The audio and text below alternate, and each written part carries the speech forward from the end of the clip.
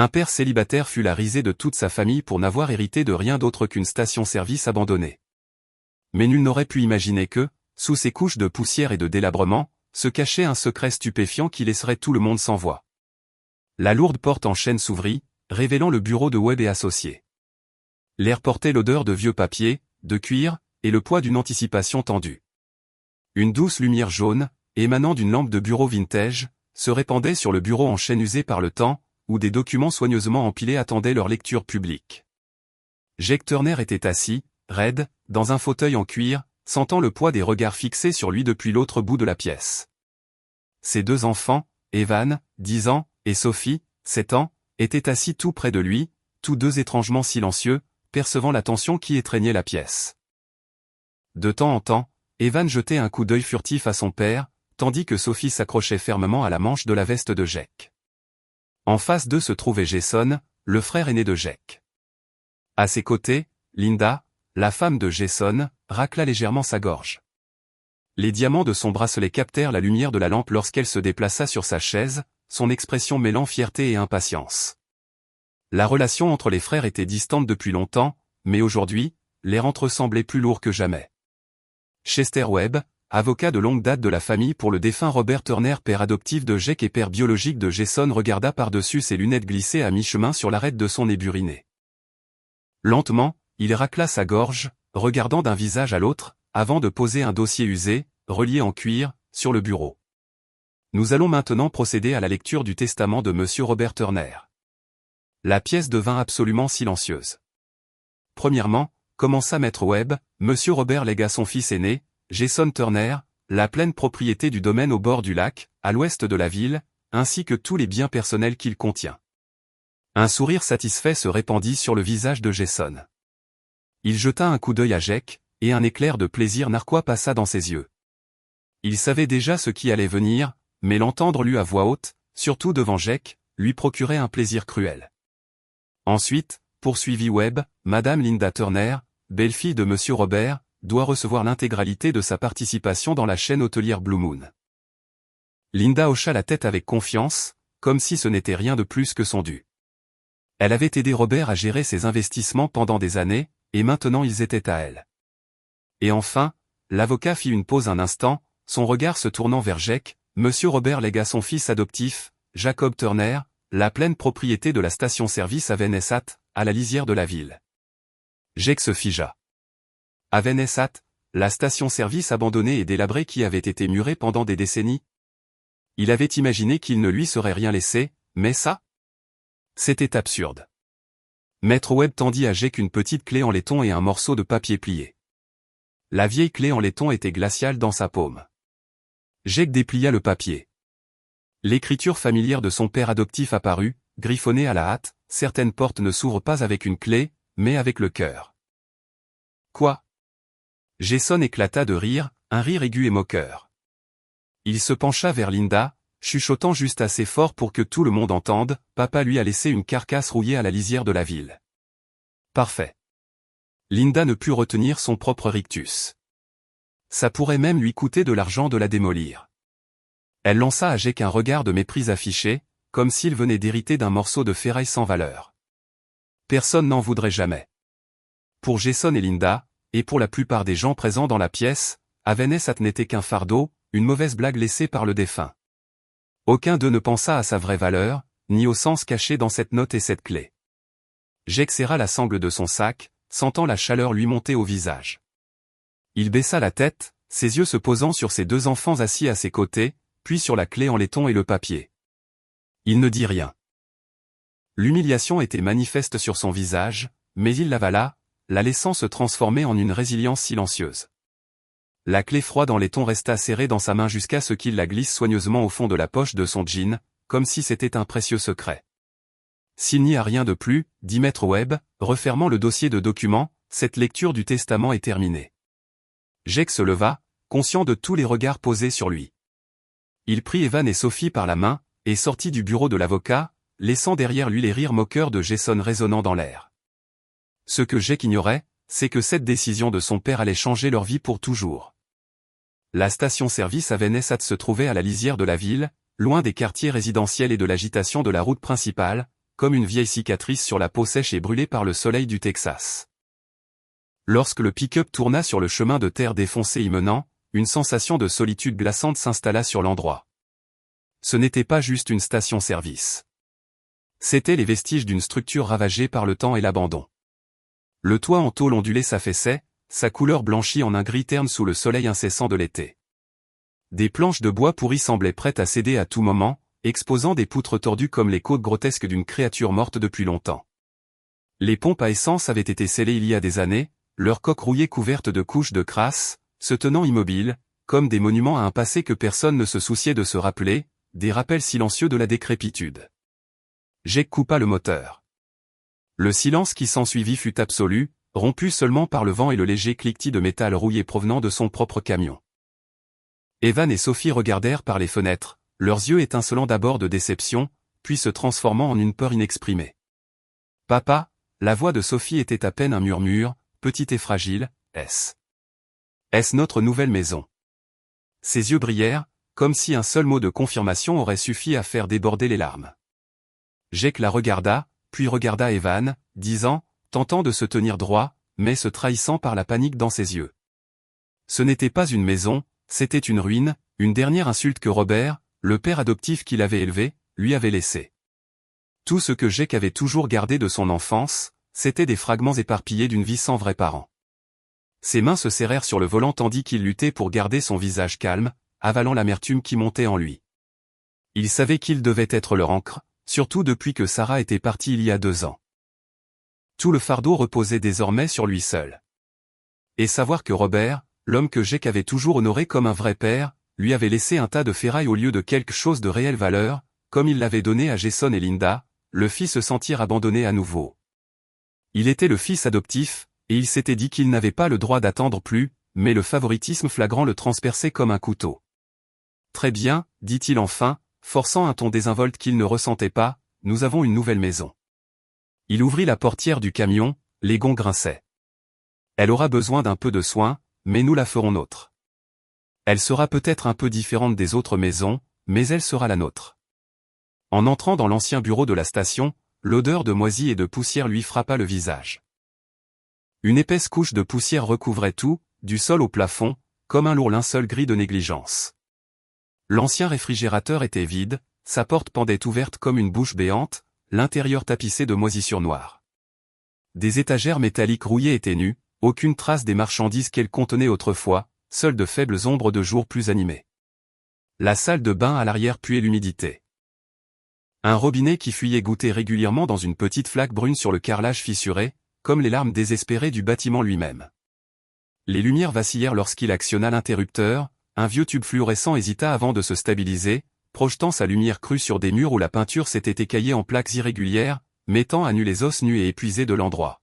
« Oula !» murmura Evan, presque un soupir, puis toussa fort alors que la poussière lui prenait la gorge. « Je pensais qu'il y aurait au moins de l'eau propre à boire. »« Papa !» Sophie s'accrocha à la manche de Jake, sa voix minuscule et tremblante, « Est-ce que nous devons dormir ici ce soir ? » « Il y a des rats, papa. » Jake s'agenouilla, prenant les 2 enfants dans ses bras, lissant les cheveux de Sophie. « Tout va bien, les enfants, » les rassura-t-il, bien que la même inquiétude le rongeât aussi. « Nous allons commencer à nettoyer. Je vais trouver comment faire fonctionner l'eau et l'électricité. Evan, tu m'aides à balayer les endroits plus hauts. Sophie, tu peux ramasser doucement les morceaux de déchets par terre, d'accord ? » Il donna à chaque enfant une tâche, essayant de créer un sentiment de normalité dans une situation anormale, plantant en eux une petite graine d'espoir, même si ce n'était que temporaire. Les 3 se mirent au travail.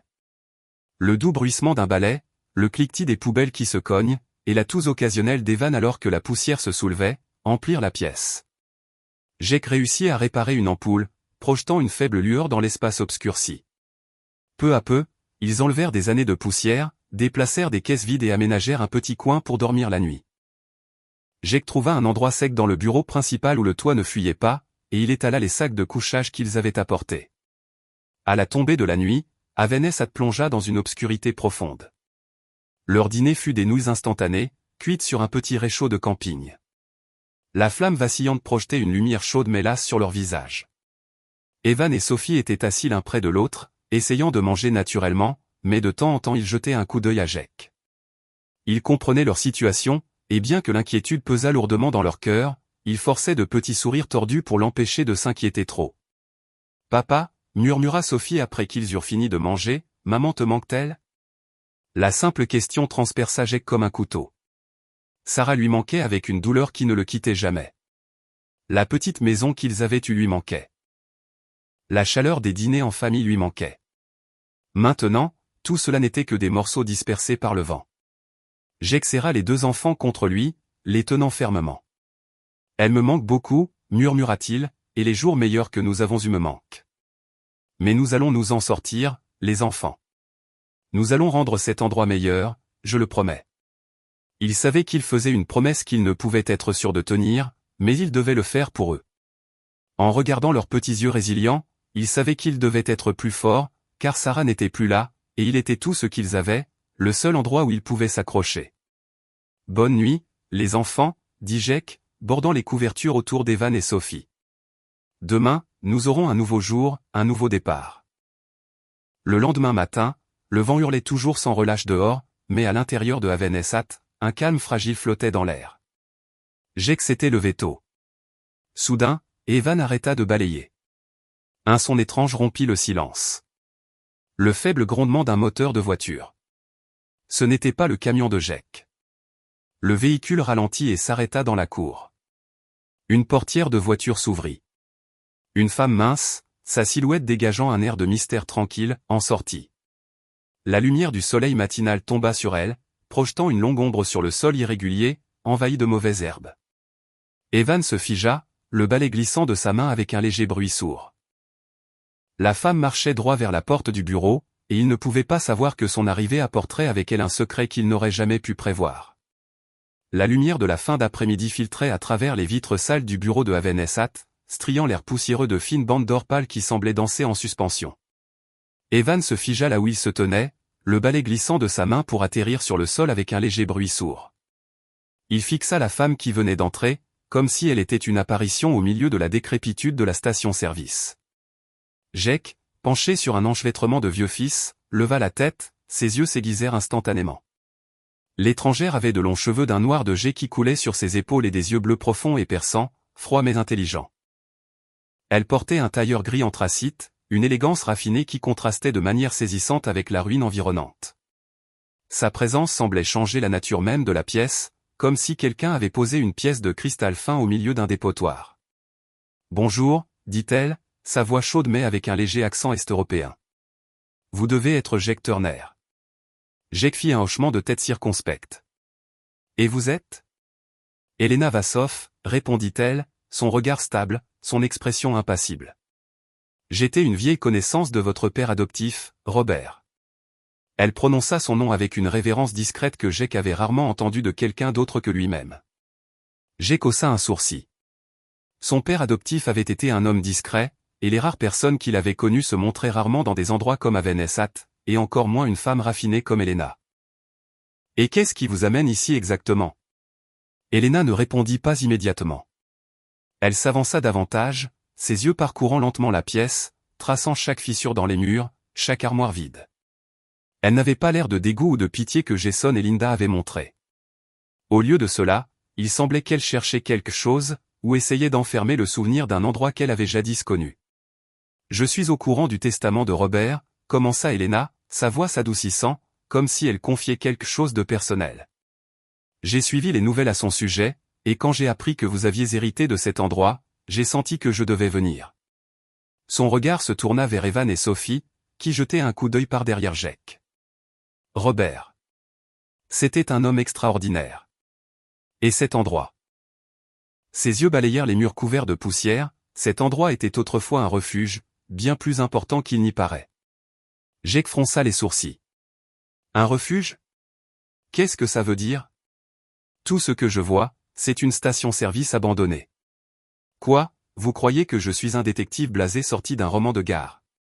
Son ton était teinté d'irritation, en partie autodérision, en partie incrédulité. Il avait eu suffisamment de problèmes concrets pour n'avoir aucune patience pour les histoires énigmatiques. Une station-service abandonnée n'était que cela, rien de plus, rien de moins. Helena ne sourcilla pas devant son scepticisme. Elle s'avança vers le bureau abîmé que Jake avait tenté, sans grand succès, de ranger. Ses doigts effleurèrent légèrement sa surface marquée, avant que son regard ne se porte brièvement, mais avec une intention claire, sur le mur derrière lui, juste au-dessus du repose-pied. Ce fut le coup d'œil le plus rapide, mais aigu, délibéré, comme si elle vérifiait une marque, un symbole caché, ou confirmait quelque chose qu'elle savait depuis toujours. « Jake, dit Helena, je sais que Robert ne vous a pas laissé qu'une vieille station-service. Il avait un secret que je crois que vous seul pouvez découvrir. Je suis venu ici parce que je sais que Robert vous a toujours fait confiance, et je fais confiance à son jugement. » Elle laissa échapper un long soupir, comme si elle venait de déposer un lourd fardeau. De plus, il y a des gens très désireux de découvrir ce que Robert cachait. Je suis venu pour vous avertir et peut-être pour vous aider. Jake sentit un frisson lui parcourir l'échine, non pas de curiosité mais de malaise. Mademoiselle Eleanor, je ne sais pas qui vous êtes, ni quelles histoires folles vous avez entendues sur mon père adoptif. Mais je suis un homme qui essaie d'élever 2 jeunes enfants tout en maintenant une station-service à peine debout. Je n'ai pas le temps pour les secrets ou les refuges dont vous parlez. Ma vie est déjà assez difficile comme ça. Sa voix portait le poids de l'épuisement, comme s'il voulait repousser Helena hors de la dure réalité dans laquelle il vivait. Je peux vous en dire plus sur Robert, sur cet endroit, et sur les menaces qui se rapprochent, continua Helena, sortant une carte de visite élégante et noire de la poche de son manteau, ignorant le refus de Jake. Ceci est mon numéro. Appelez-moi quand vous serez prêt. Peut-être que Robert vous a laissé plus qu'une station-service délabrée, et je crois que vous aurez besoin de mon aide. Elle posa la carte sur la table, puis se tourna pour partir. Au revoir, Jake. Au revoir, les enfants. Elle fit un léger hochement de tête à Evan et Sophie, qui semblaient toujours perplexes par son apparition soudaine, avant de franchir la porte. Jake aurait juré l'avoir vu jeter un coup d'œil rapide, une fois de plus, au mur derrière son bureau, comme pour lui laisser un indice silencieux. Jake la regarda disparaître. Il se tourna vers Evan et Sophie. Ne faites pas attention à ce qu'elle a dit. Elle se trompe probablement, ou quelque chose ne va pas avec elle. Il essaya de les rassurer, mais au fond de lui, le regard d'Eleanor et ce coup d'œil furtif au mur avaient planté une graine d'inquiétude dans son esprit. Autant il ne voulait pas y croire, une petite partie de lui ne pouvait s'empêcher d'y penser. Et au moment où Jake finissait de parler, un SUV noir entra lentement dans la cour. Tout allait-il se terminer par son soupçon, ou un autre secret l'attendait-il? La nuit était tombée. Evan et Sophie dormaient profondément dans leur sac de couchage, étalés sur le sol en béton froid.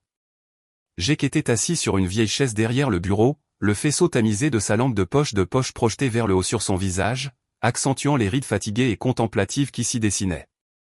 La carte de visite noire d'Helena était toujours posée sur le bureau, exactement là où il l'avait jetée cet après-midi. Au début, Jake avait rejeté tout ce qu'elle avait dit comme de simples histoires invraisemblables. Il était trop épuisé par la dure réalité de la vie, par la pression financière croissante, par le départ de Sarah, et par le mépris de Jason et Linda. Il n'avait plus aucun intérêt à croire à quoi que ce soit de mystérieux ou de compliqué. Un sanctuaire? Cela semblait ridicule. Jake expira lourdement. Soudain, Evan remua dans son sac de couchage. « Papa, tu entends quelque chose ?» marmonna le garçon, encore à moitié endormi. Jake se tourna vers lui et baissa la voix. « Ce n'est rien, mon fils, juste le vent. »« Ce n'est pas le vent, » murmura Sophie, qui s'était également réveillée. « J'ai vu quelque chose sur le mur cet après-midi. J'ai vu ce petit trou, et puis il a disparu. » Elle leva un petit doigt et désigna le mur derrière le bureau. Jake suivit son doigt du regard. Plus tôt, quand Evan balayait, il aurait pu faire tomber quelque chose. Jake se leva, se dirigea vers le mur et passa la lampe de poche sur chaque centimètre. Il examina chaque fissure et chaque parcelle de plâtre, pressant ses doigts le long de la surface. Puis il sentit une légère indentation, presque invisible, nichée dans le vieux lambris de bois sous le comptoir. Quelque chose n'allait pas. Il appuya dessus. Un léger clic rompit le silence, et au même moment, une section du mur trembla légèrement, si subtile qu'il l'aurait manqué s'il n'avait pas observé attentivement. Le cœur de Jake s'accéléra. L'irritation qu'il avait ressentie plus tôt fut soudainement remplacée par une vague froide de curiosité. En éclairant plus soigneusement, il confirma son soupçon. Une partie du mur n'était plus fixée. Regardant autour de lui, il vit un vieux classeur rouillé, bloquant presque toute la section. Jake inspira profondément, se prépara, et tira le lourd classeur sur le côté. Le métal gémit et grinça, le son résonnant à travers la pièce. Quand le classeur finit par bouger, une ouverture apparut. Ce n'était pas une pièce cachée, mais un vieux coffre-fort à combinaison, son métal recouvert d'une épaisse couche de poussière. À côté, gisant sur le sol, se trouvait une serrure étrange et complexe, différente de toutes celles que Jake avait jamais vues. Il s'agenouilla devant le coffre-fort. C'était le genre classique, avec un cadran pour entrer le code. Il essaya toutes les combinaisons de chiffres qu'il pouvait imaginer, l'anniversaire de Robert, le jour où Robert l'avait adopté, le jour où Robert était mort. Mais chaque tentative se terminait de la même manière, un claquement dur et creux, comme si le coffre-fort se moquait de lui. La frustration monta. Peut-être qu'Elena s'était trompée. Peut-être n'était-ce qu'une autre mauvaise blague que la vie avait décidé de lui jouer. Jake regarda Evan et Sophie, qui le regardaient avec des yeux grands ouverts et pleins d'espoir. Puis il se souvint de quelque chose que Robert avait dit le jour de la naissance d'Evan, « Ce garçon sera la clé de bien des choses, Jake. Souviens-toi de ce jour. » Une étincelle s'alluma. Robert avait toujours lié les choses importantes à la famille. Jake essaya la date de naissance d'Evan. Un bruit de connement plus fort retentit, suivi du doublissement mécanique des goupilles. Lentement, la porte du coffre-fort s'ouvrit, révélant l'obscurité à l'intérieur.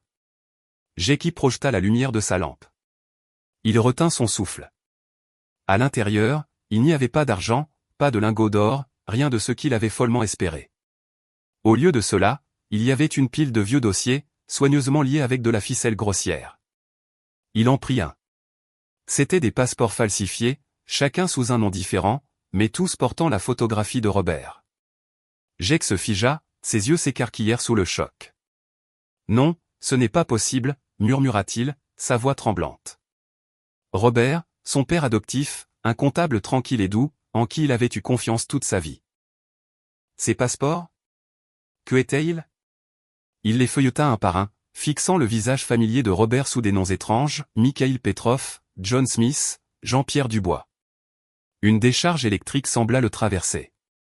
À côté d'eux se trouvait une grosse liasse de devises de plusieurs pays, soigneusement enveloppées de bandes élastiques, des billets de toutes les dénominations, des dollars américains aux euros en passant par les yens japonais. Il n'avait aucune idée du montant total, mais c'était clairement une fortune, bien au-delà du salaire d'un comptable ordinaire. « Papa, qu'as-tu fait » murmura-t-il, sa voix presque un soupir stupéfait. Au tout fond se trouvait une vieille photographie jaunie. Robert se tenant à côté d'un officier militaire en uniforme inconnu, tous deux affichant des expressions sévères. L'arrière-plan, un bâtiment qui n'était certainement pas aux États-Unis. Qui est-ce? Était-ce vraiment Robert? Ce visage, Jake ne l'avait jamais vu auparavant, cette expression, il ne l'avait jamais aperçue sur l'homme qui l'avait élevé. Et puis, enfin, un petit carnet en cuir, déchiré. À l'intérieur, des pages remplies de symboles étranges, de rangées de chiffres et de lettres qui ne suivaient aucun schéma reconnaissable. Un journal écrit en code. Jake le feuilleta, les marques cryptiques semblant danser devant ses yeux, impossible à déchiffrer. Il était complètement secoué. Le cœur de Jake battait si fort qu'il crut qu'il allait lui éclater de la poitrine. Stupéfait, il avait toujours cru que Robert n'était qu'un homme simple, un comptable menant une vie tranquille et ordinaire, un père aimant qui avait pris soin de lui après qu'il fut orphelin. Mais ce qu'il venait de trouver brossait un tableau entièrement différent. Au moment où Jake tournait une autre page du journal codé, un léger « ping » rompit le silence de son vieux téléphone. Un message texte d'un numéro inconnu. Il l'ouvrit. Les mots brillaient sur l'écran faible et froid.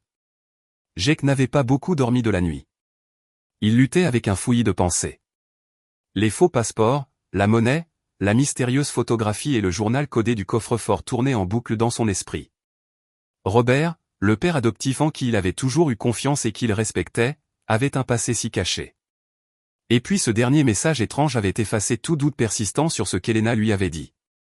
Quelqu'un le surveillait, et il savait exactement ce qu'il détenait. Jake trouva un cours de bienfaisance temporaire pour les deux enfants. Il les emmena à l'arrêt de bus, à une courte distance, leur donna des instructions claires, puis retourna à Avenessat. Il revint au coffre-fort ouvert.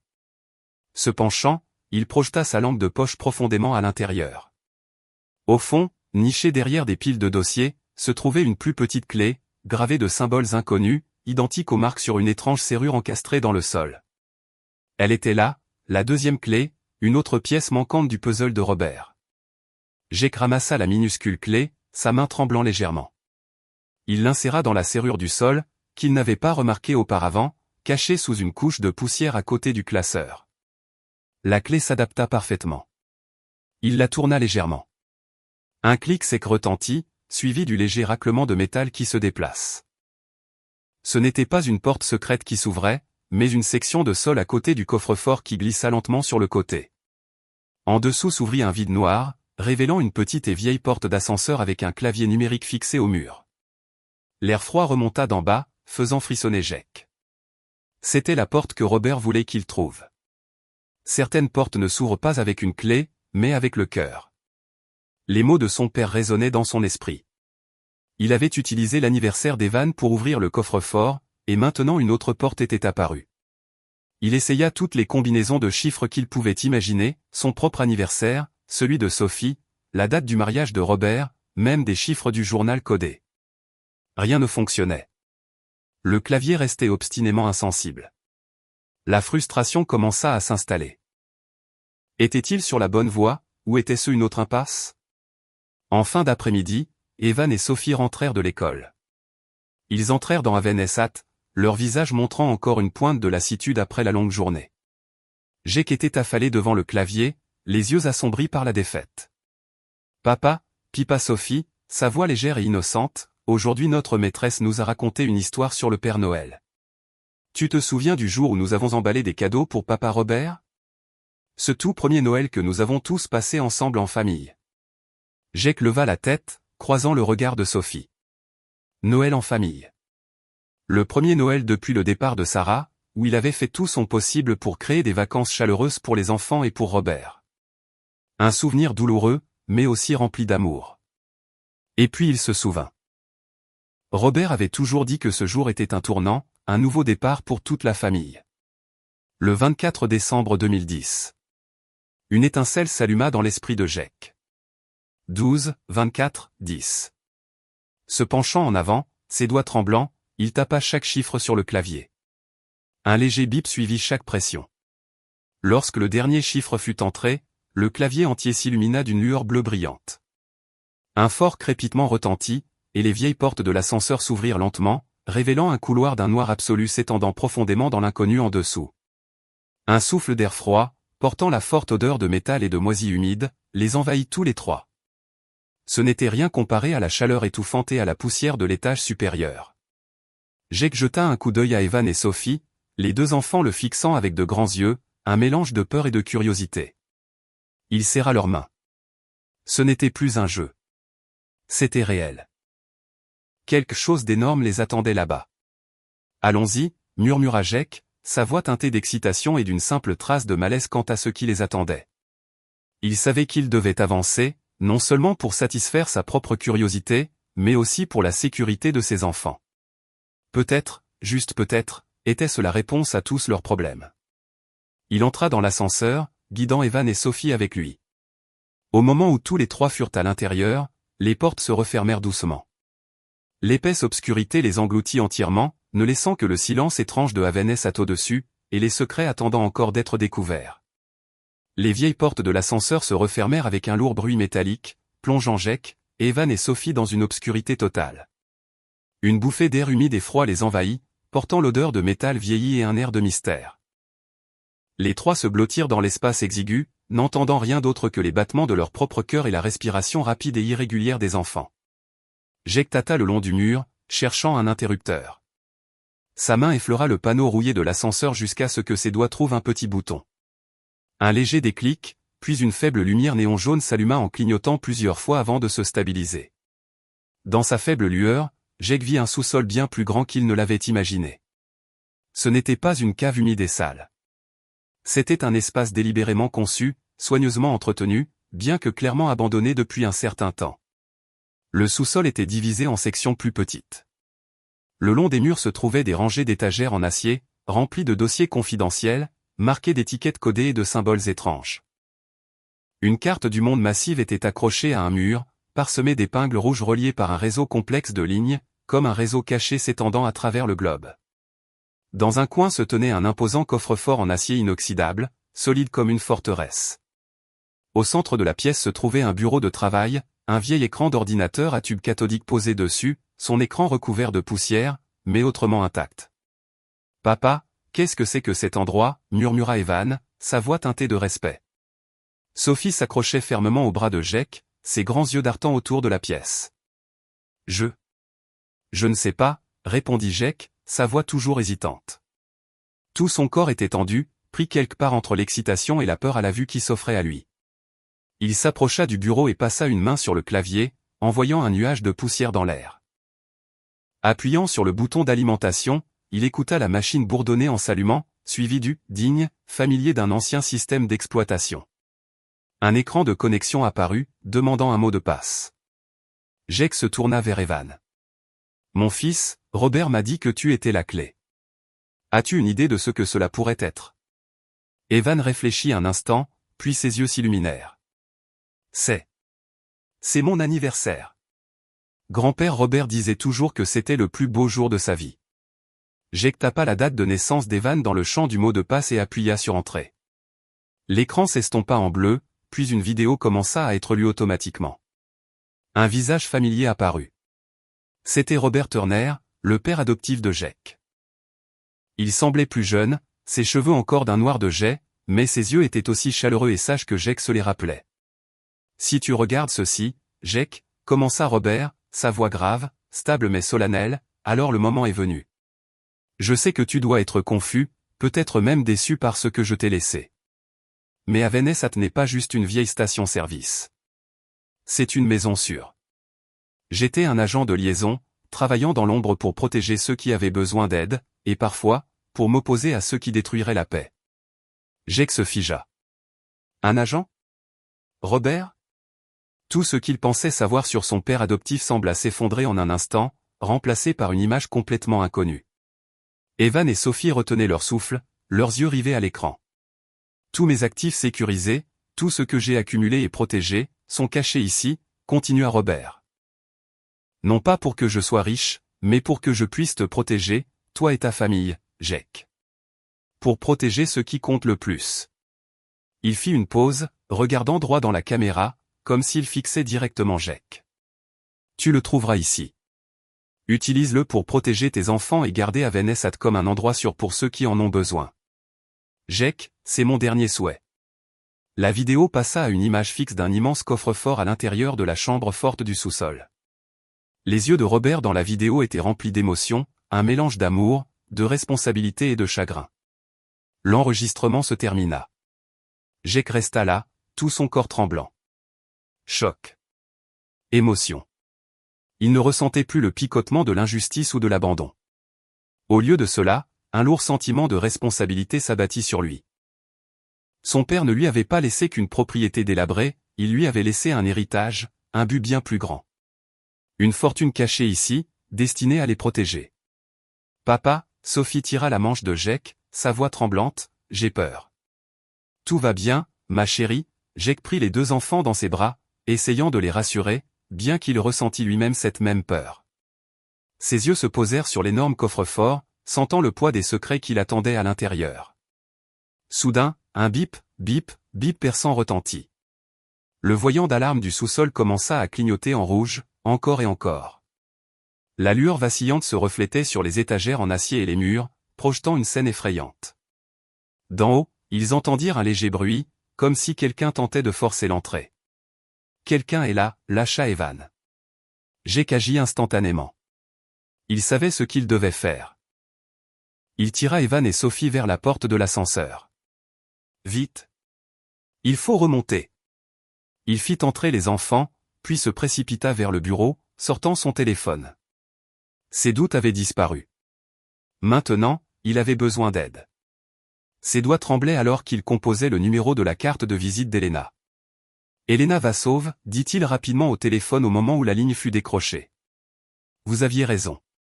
Il y a un secret ici, et je crois que quelqu'un essaie d'entrer. À cet instant, les bruits d'en haut résonnèrent dans le sous-sol. quelqu'un là-haut essayait de s'introduire. Le hurlement strident de l'alarme dans le sous-sol caché résonnait encore aux oreilles de Jake alors qu'il poussait Evan et Sophie dans l'ascenseur. Il appuya rapidement sur le bouton de montée et les portes se refermèrent, coupant le bruit effrayant d'en bas. Tandis que l'ascenseur les ramenait à l'étage principal, le son s'estompa, mais la tension restait obstinément dans l'air.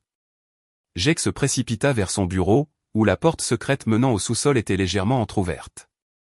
Il la referma rapidement, pressa le verrou dissimulé, puis tira le lourd classeur pour le remettre en place, couvrant complètement l'entrée. Essuyant ses mains, il inspira longuement. Personne ne devait savoir pour cet endroit. Du moins pas encore. C'était en fin d'après-midi. La lumière du soleil s'était adoucie, ne s'attardant plus que sur les branches nues à l'extérieur.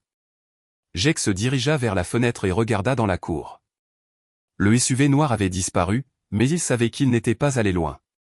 Quelqu'un avait appris l'existence de Havenessat, et ils étaient assez audacieux pour s'introduire. À cet instant, le téléphone dans la main de Jake vibra. C'était Eleanor. « Jake, ça va ?» Sa voix était rapide, empreinte d'inquiétude. « J'ai entendu des nouvelles concernant Robert et Havenessat. » La rumeur a couru. « Il semblerait que les personnes qui ont fouillé dans ces affaires sachent que vous êtes là. »« Je viens de trouver quelque chose, » dit Jake rapidement, sa voix tremblante de tension. Il lui fit un bref récit du coffre-fort, des faux passeports, et surtout, de la vidéo de Robert. Il a dit que c'était un refuge, et qu'il y a des actifs cachés ici pour protéger ma famille. Il y eut une pause à l'autre bout. « Jake, soyez prudent. Très prudent. Si cette rumeur est vraie, vous détenez quelque chose que beaucoup de gens désirent, et ils feront tout pour l'obtenir. » Avant qu'elle ne puisse finir, Jake entendit le bruit d'une voiture familière s'arrêtant dans l'allée, non pas le SUV noir, mais la berline brillante de Jason. Une vague d'irritation parcourut Jake. Il ne pouvait imaginer pourquoi il se montrerait à cette heure. « Elena, je dois y aller. »« Quelqu'un est là, » dit Jake rapidement. « Je vous rappellerai dès que ce sera sûr. » Il avait à peine raccroché qu'on frappa à la porte. Jake jeta un coup d'œil à Evan et Sophie, leur signalant de se taire. Il ouvrit la porte. Jason et Linda se tenaient là. Disparus, l'air moqueur et condescendant qu'ils avaient arboré au bureau de l'avocat. À la place, Jason affichait un sourire raide et mal à l'aise, tandis que Linda essayait d'arranger son visage en quelque chose qui ressemblait à de l'inquiétude. « Oh, Jake, petit frère, ça va ?» dit Jason, faisant un mouvement pour tapoter l'épaule de Jake, que Jake évita habilement. « J'ai entendu dire que tu avais des petits ennuis ici. »« Tu sais que je suis ta grande sœur » intervint Linda, sa voix dégoulinante de fausse sympathie. « C'est vrai, Jake. Nous nous sommes tellement inquiétés pour toi et les enfants. Regarde cet endroit. Je n'arrive pas à croire que Robert t'ait laissé quelque chose comme ça. » Peut-être qu'il ne réfléchissait plus très clairement à ce moment-là. Elle jeta un coup d'œil autour d'elle, ses yeux survolant tout comme si elle l'évaluait. Jake se tint fermement dans l'embrasure de la porte, les empêchant d'entrer. « Qu'est-ce que tu veux, Jason ? » « Je suis occupé. »« Eh bien, voilà le truc, » commença Jason, hésitant, ses yeux étudiant attentivement Jake. La rumeur dit que Robert a laissé autre chose ici que cette station-service. Il y a des rumeurs sur une fortune considérable, tu sais. Jake sentit le sang dans ses veines se glacer. L'information avait-elle fuité si vite ? Ou Jason et Linda avaient-ils eu un autre objectif dès le début ? Il n'y a rien, répondit Jake d'un ton monocorde, juste un tas de ferraille et de poussière. Linda laissa échapper un petit rire. Ne nous mens pas, Jake. Tout le monde sait que Robert était un homme extrêmement discret. Pour autant que nous le sachions, il aurait pu cacher quelque chose de précieux ici, quelque chose que toi seul pourrais trouver. Ses yeux balayèrent le mur derrière son bureau, s'attardant plus longtemps qu'il n'aurait dû sur l'endroit où le coffre-fort et la trappe cachée se trouvaient dissimulés. Jason racla sa gorge. Jake, nous sommes de la famille, des parents de sang. Nous devrions travailler ensemble pour gérer cet endroit, pour découvrir ce que Robert a laissé. Après tout, c'est l'héritage familial. J'ai de l'expérience en affaires, Linda est douée en finance. Je pourrais t'aider à transformer cet endroit en quelque chose de rentable, ou du moins t'aider à partager le fardeau. Une vague de dégoût monta dans la poitrine de Jake. La cupidité dans leurs yeux n'était même plus déguisée.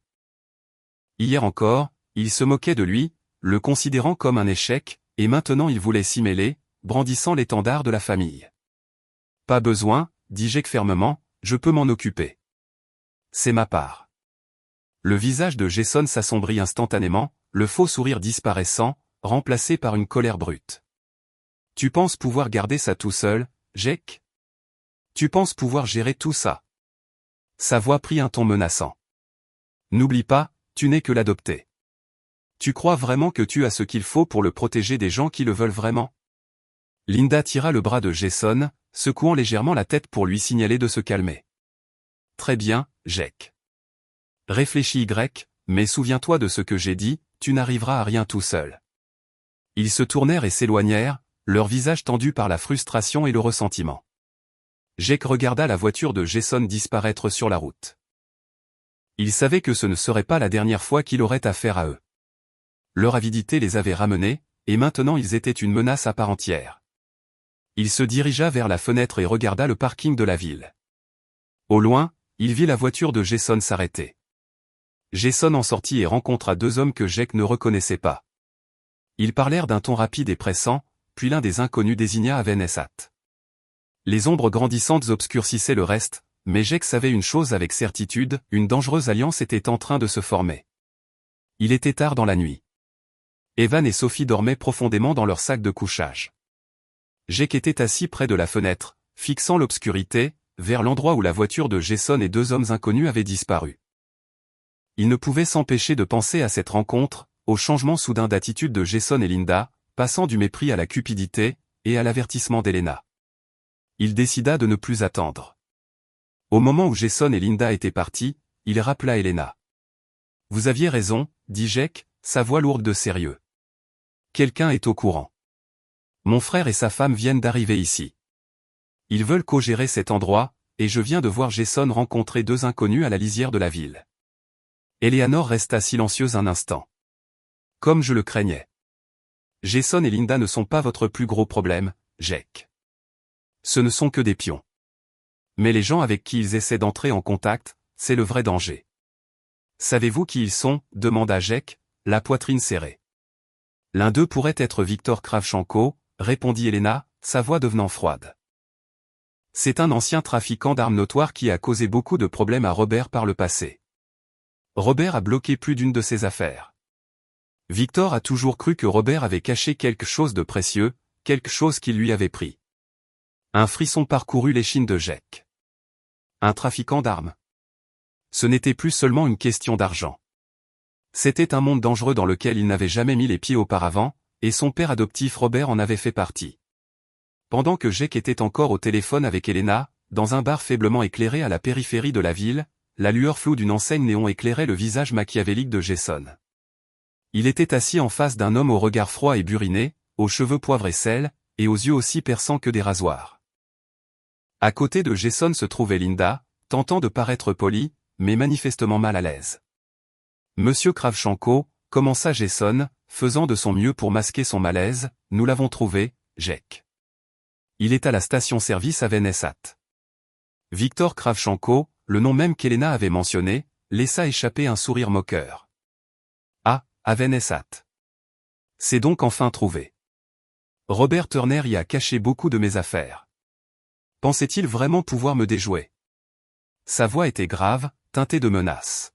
« Alors, qu'est-ce que votre petit frère a trouvé jusqu'à présent? » Linda essaya d'intervenir, sa voix tremblante. « Il ne veut toujours rien dire. Il prétend qu'il n'y a rien là-bas, à part un tas de ferraille. Mais nous l'avons vu rôder autour de ce vieil établi. » Victor Kravchenko hocha lentement la tête, son regard froid et acéré balayant Jason et Linda comme s'il évaluait leur valeur. « Je dois savoir exactement ce que Robert cachait. Je vous donnerai une part, bien sûr. Une part généreuse. Assez pour que vous n'ayez plus jamais à vous soucier de l'argent. Mais j'ai besoin que vous trouviez un moyen d'entrer dans cette chambre forte. » Jason hocha la tête avec empressement. « Bien sûr, monsieur Kravchenko. Nous allons trouver un moyen. Absolument. Après tout, c'est mon frère. Je connais ses points faibles. » Pendant ce temps, Jake et Elena continuaient d'échanger des informations. Elena révéla davantage sur le passé de Robert, ses missions secrètes et les ennemis qu'il avait créés en chemin, Viktor Kravchenko est l'un des plus dangereux de tous, dit-elle. Il ne reculera devant rien pour obtenir ce qu'il veut. Il a tenté à plusieurs reprises de localiser Avanessat, convaincu que Robert y avait caché quelque chose qui lui appartenait. Et s'il a découvert votre existence, vous êtes en très grand danger. Le poids sur les épaules de Jake s'alourdit. Il ne s'agissait plus seulement de se protéger lui-même, il s'agissait aussi de protéger Evan et Sophie. Il regarda ses deux enfants dormir paisiblement, la poitrine serrée. Comment pourrait-il les protéger des ombres d'un monde si dangereux? Pendant que Jake vérifiait son vieux pick-up, le préparant pour le lendemain, Evan accourut soudain. Le garçon s'était réveillé et semblait avoir entendu une partie de la conversation précédente de Jake. « Papa » marmonna Evan, sa voix tremblante, « oncle Jason. Est-ce une mauvaise personne ?» Sophie, maintenant réveillée elle aussi, se frotta les yeux et s'approcha. « Oncle Jason et tante Linda, ils disent toujours des choses méchantes sur toi. Je les déteste. » Jake s'agenouilla, prenant les deux enfants dans ses bras et lissant leurs cheveux. « Écoutez, les enfants, commença-t-il prudemment, parfois les adultes font de mauvaises choses. Peut-être qu'ils ne comprennent tout simplement pas. Mais nous ne laisserons personne nous faire du mal, ni à cette maison, n'est-ce pas? » Il essaya de les rassurer, mais au fond de lui, la question d'Evan continuait de résonner. Jason était-il vraiment un homme mauvais? Jake avait vu l'avidité dans les yeux de son frère, entendu les menaces dans sa voix, et maintenant Jason était lié à un trafiquant d'armes. À cet instant, Evan désigna sous le camion. « Papa, regarde ça. » Jake s'accroupit.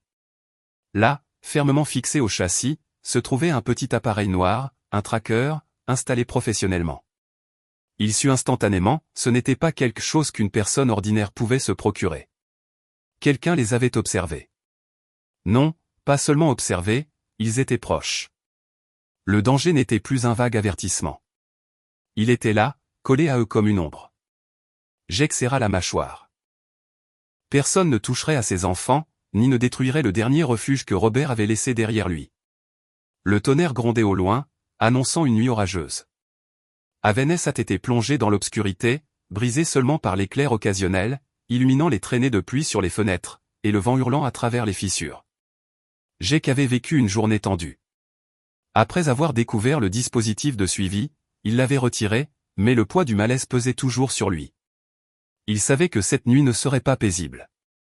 Evan et Sophie s'étaient endormis dans leur sac de couchage, essayant de rester calmes comme Jake leur avait dit, mais même en dormant, ils sursautaient parfois, comme s'ils percevaient la tension dans l'air. Jake était assis près de l'ordinateur dans le sous-sol caché, essayant de décoder le journal de Robert, mais son esprit refusait de se concentrer.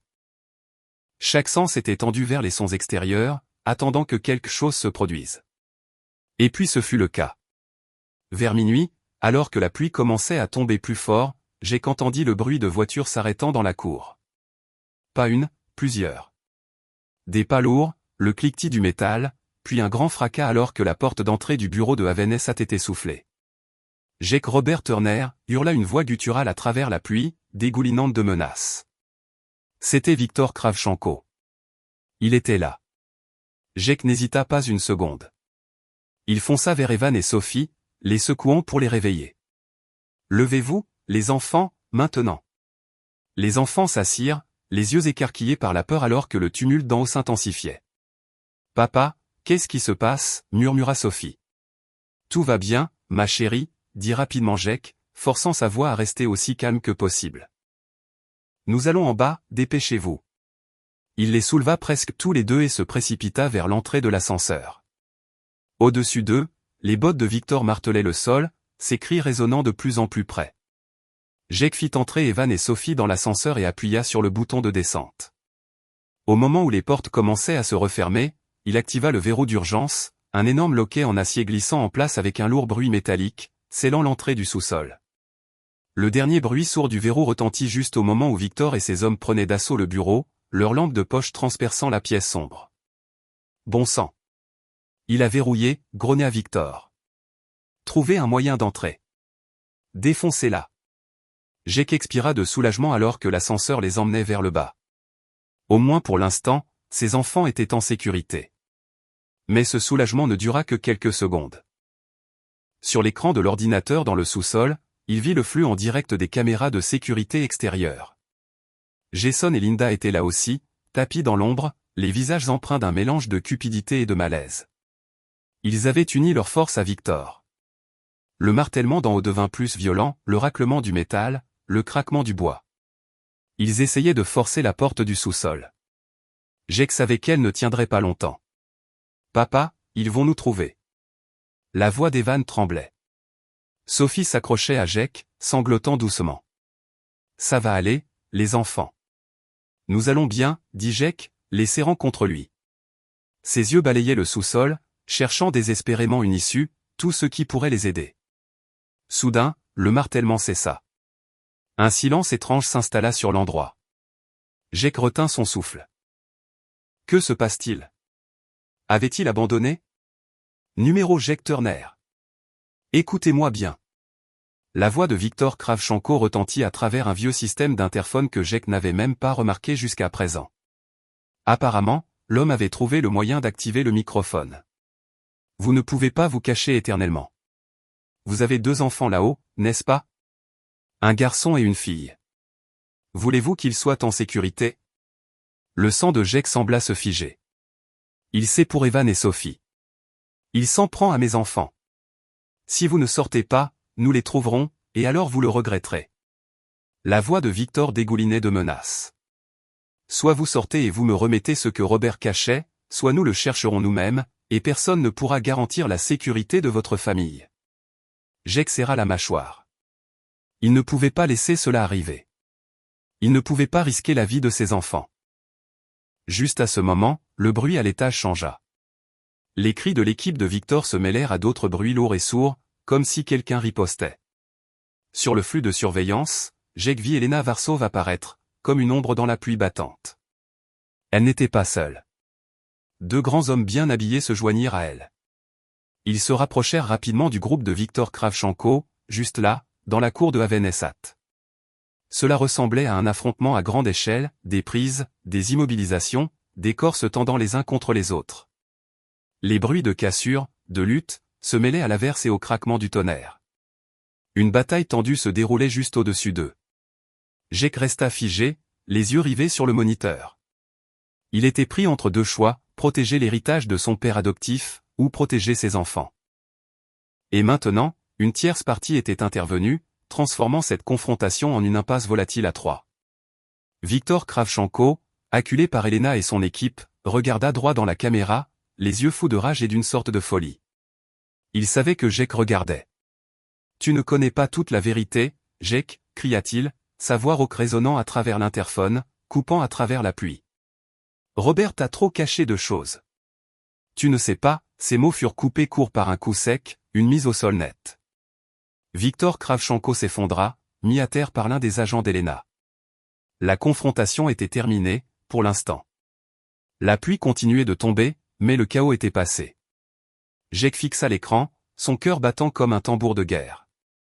Victor Kravchenko était en garde à vue, mais les derniers mots de l'homme continuaient de résonner dans son esprit, « Tu ne connais pas toute la vérité, Jake. » Il sentait que ce n'était pas fini.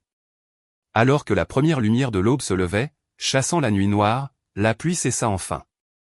Havenessat émergea dans un silence presque étrange. La douce lueur orange du soleil matinal se répandit sur le terrain envahi par la végétation, faisant scintiller les flaques de pluie au loin. Le faible hurlement des sirènes de police se fit plus fort, jusqu'à ce qu'une voiture de patrouille s'arrête dans la cour de la station, suivie de plusieurs autres. Jake, Evan et Sophie restèrent dans le bunker souterrain, tendant l'oreille à chaque son venant d'en haut. Lorsque les sirènes se rapprochèrent, Jake laissa échapper un long soupir de soulagement. Sur le moniteur de sécurité, il vit Elena et ses 2 agents remettre Victor Kravchenko et ses hommes à la police. Jason et Linda, blottis dans un coin, furent également emmenés pour interrogatoire, leur visage pâle et tiré par la peur. L'avidité les avait conduits à ce point, et maintenant ils devraient faire face aux conséquences. Bien qu'ils ne soient pas poursuivis pénalement, leur collusion avec un trafiquant d'armes avait détruit leur réputation en ville. Leur propre famille les couperait complètement, les laissant vivre sous le mépris de leurs propres parents de sang. Peu de temps après, un coup retentit d'en haut. Jake mena Evan et Sophie hors de l'ascenseur et dans le bureau. Elena les attendait, son visage toujours aussi serein, bien que ses yeux trahissent une trace de soulagement. Tout est sous contrôle, Jake, dit-elle, croisant son regard avec une compréhension tranquille. Victor Kravchenko et ses hommes ont été arrêtés. Vous êtes en sécurité maintenant. Jake hocha la tête, bien que son esprit travaillât toujours à plein régime avec des pensées sur Robert. Ce que Victor a dit à propos du père de Robert, me cachant tant de choses, qu'est-ce que cela signifiait? Elena laissa échapper un lent soupir. Robert était un homme complexe, Jake.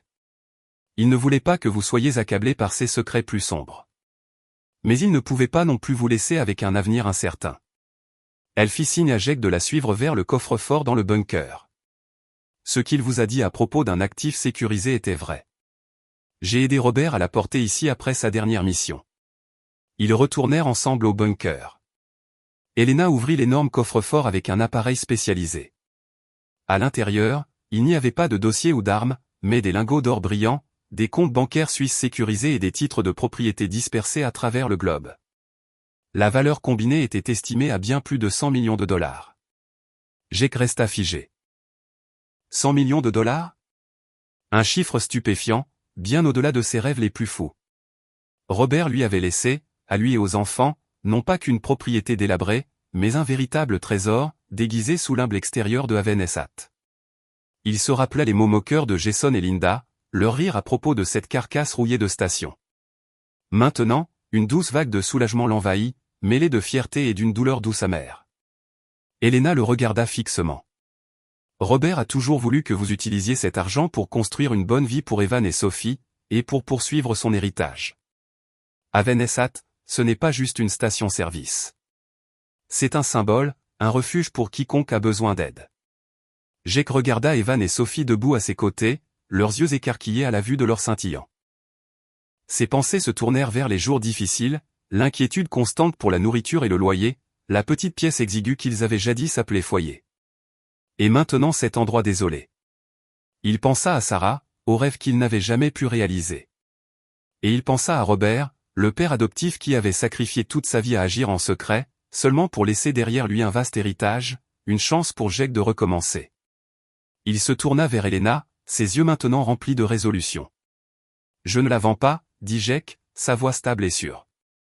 Robert voulait que ce soit un endroit sûr.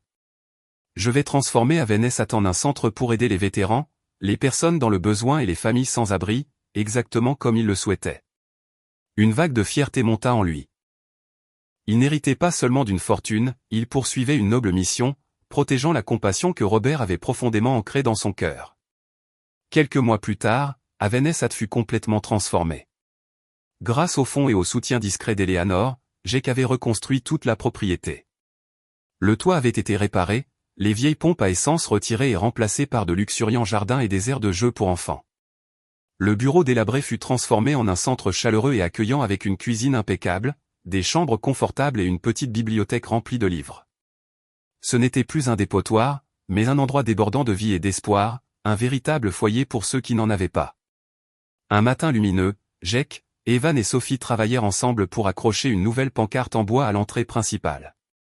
Soigneusement sculptée, il y avait les mots « Havenessat ». Un endroit sûr pour tous. « Papa », s'exclama Sophie, « j'adore cette nouvelle maison. Elle n'est plus froide et sale. » Evan rayonna et serra Jake dans ses bras. « C'est vrai, papa. Maintenant, nous pouvons aider tant de gens, exactement comme grand-père Robert l'a toujours voulu. » Jake serra ses deux enfants contre lui, ressentant une chaleur et une paix qu'il n'avait pas connues depuis des années. Il regarda la nouvelle pancarte, brillante sous la lumière du soleil matinal. Leur vie avait complètement changé, non seulement en confort mais en sang.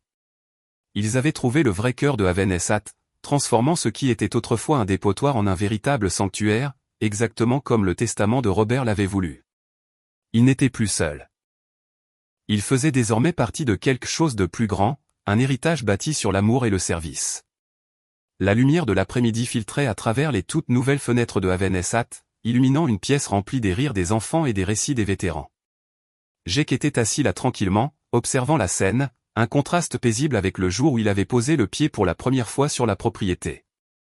D'un dépotoir négligé, méprisé par ses propres frères et sœurs, c'était devenu un lieu de sécurité, un symbole d'espoir et de compassion. L'histoire de Jake Turner n'était pas simplement une quête de trésors matériels.